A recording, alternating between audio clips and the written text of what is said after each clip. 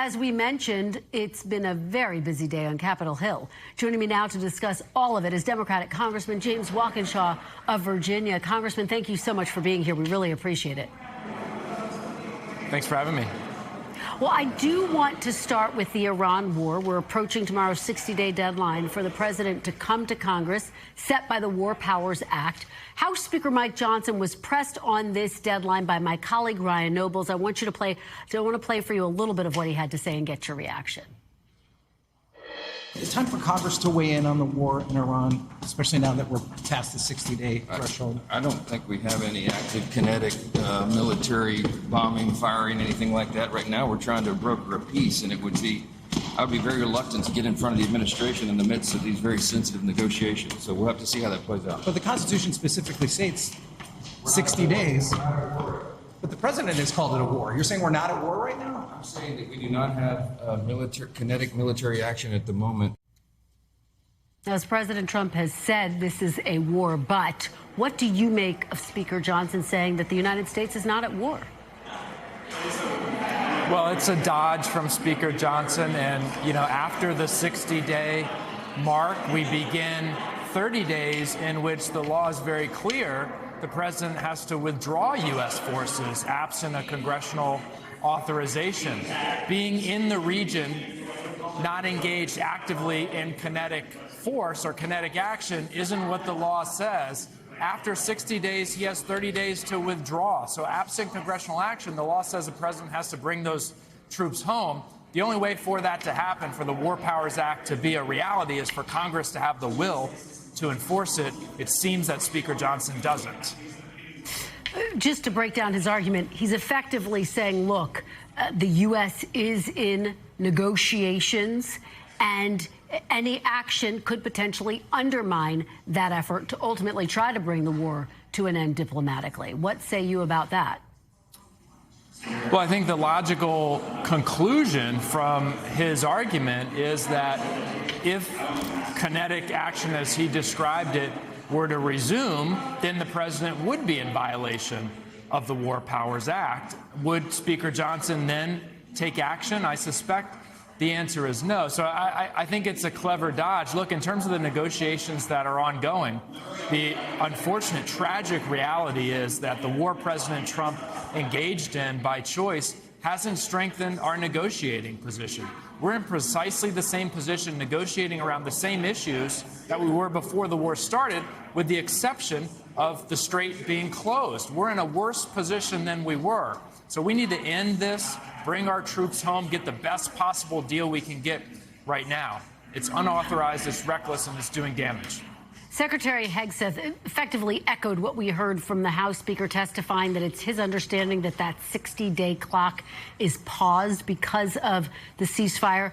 Do Democrats have any recourse in this moment to take any action to prevent this war from moving forward?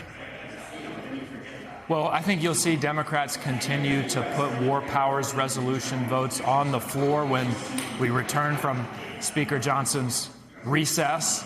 But Congress's enforcement mechanism for the War Powers Act really is funding.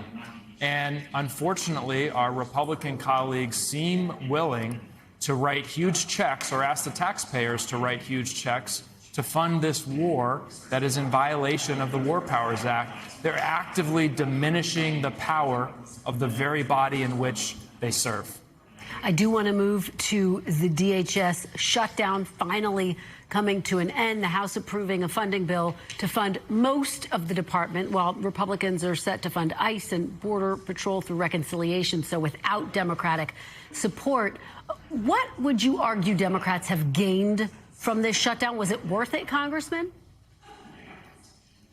Well, look, Democrats didn't start the shutdown. We didn't want the shutdown. We started this conversation months ago saying very simply, if you want our votes for an appropriations bill to give more money to ICE and CBP on top of the $140 billion they have, then you got to come along with us and support the common sense reforms that the American people want to end the brutality.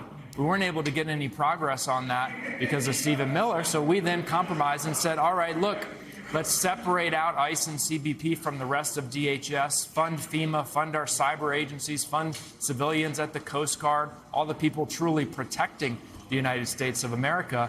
That deal was on the table months ago, and the Republicans rejected it, and until today, they ultimately had to cave and go along with what we laid out from the beginning. We're going to continue to fight and push for reforms on ICE and CBP to protect the American people and uphold the rule of law. We might have to take that debate to the ballot box in November because Stephen Miller in the White House seems unwilling to compromise.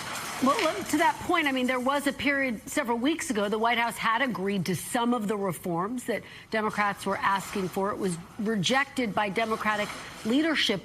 Congressman, was that a missed opportunity not to take the White House up on some of those reforms? Because, as you say, you didn't get any of the initial reforms you were asking for. Well, they agreed to implement some of those reforms, but there was never a tangible agreement to put especially the critical reforms around masking, around judicial warrants in the statute. And look, forgive me if I'm not someone who's willing to take a handshake deal from Donald Trump or anyone who works for Donald Trump. He's made a career out of reneging on agreements he makes. It's got to be in the statute for it to be real, to truly protect the American people. They weren't willing to do that. Let me ask you about the Epstein files. The House Oversight Committee, which of course you sit on, held an interview with Ghislaine Maxwell's former boyfriend, Ted Waite, this morning. What did you learn from that interview, Congressman? What were your key takeaways? I don't think we learned too much. I want to withhold judgment and review the entire transcript. I was there for maybe half of the interview that we did with him. Ted Waite and Ghislaine Maxwell had a romantic relationship for a long period of time, including a time in which Ghislaine Maxwell was with Jeffrey Epstein violating the law. He claimed today to have no knowledge of that. We asked some detailed questions about assertions that have been made that he had been the subject of blackmail because of his relationship with Maxwell. He used the phrase, "I don't recall," many, many times. So we're going to go back and look at the transcript, match that up with what's in the files and in the record to see if there's any more that we need to run down from the interview.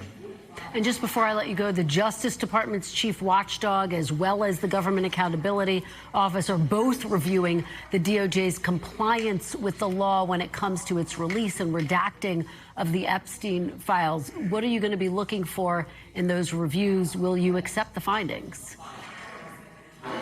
Well, I'm glad that there will be an audit. I'm disappointed that there will be an audit rather than a full investigation. And the IG has the legal authority to conduct a full investigation. Without getting too technical, an audit is a relatively limited review of the paperwork, basically. But we need here a full investigation to understand, for example, who made the decisions to redact files that the law didn't allow to be redacted.